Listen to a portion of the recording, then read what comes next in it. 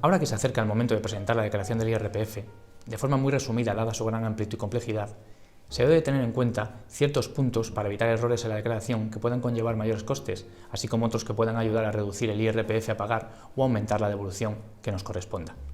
En primer lugar, es preciso analizar si algunas de las rentas que hayamos podido obtener están exentas de tributar por el IRPF, como sería el caso de ciertas indemnizaciones por despido o importes obtenidos por trabajos realizados en el extranjero.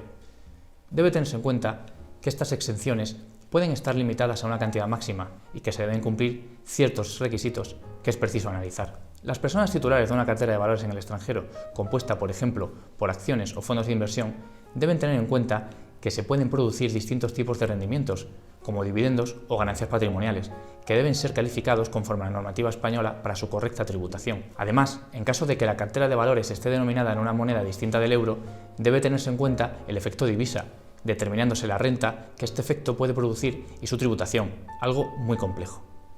Por otro lado, respecto del arrendamiento de inmuebles, debe tenerse en cuenta que del importe percibido del inquilino es posible deducir ciertos gastos, siendo necesario conocer, entre otros puntos, cómo determinar el gasto por amortización del inmueble alquilado o la diferenciación entre gastos de conservación y reparación y gastos de ampliación y mejora y su efecto en la tributación del alquiler.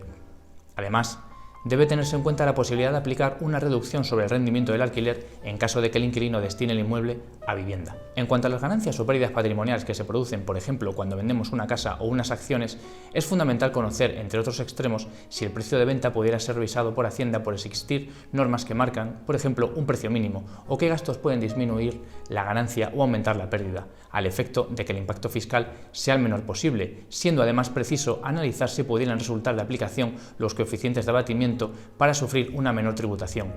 Incluso existen ciertas ganancias patrimoniales que pueden quedar exentas, como por ejemplo las que se pongan de manifiesto en la transmisión de la vivienda habitual por parte de personas mayores de 65 años o cuando el importe obtenido de la transmisión de este u otros activos por personas mayores de 65 años se destinen a la constitución de una renta vitalicia. Asimismo, debe tenerse en cuenta el efecto de nuestra situación personal y familiar sobre la tributación por el IRPF, debiéndose conocer la existencia y forma de aplicación del mínimo por contribuyente y los mínimos por descendientes, ascendientes y discapacidad.